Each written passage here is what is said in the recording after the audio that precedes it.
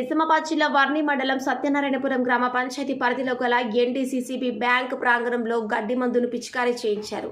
ప్రాంగణంలో గడ్డి పెరగడం వల్ల పాములు వస్తున్నాయని, నడవటానికి ఇబ్బందిగా ఉందని సహకార బ్యాంకు సిబ్బంది పంచాయతీ కార్యదర్శికి ఫిర్యాదు ఇవ్వడంతో ఈరోజు ఉదయం ట్రాక్టర్ సహాయంతో పంచాయతీ సిబ్బంది ఈ గడ్డి మందును పిచికారీ చేయించడం జరిగింది.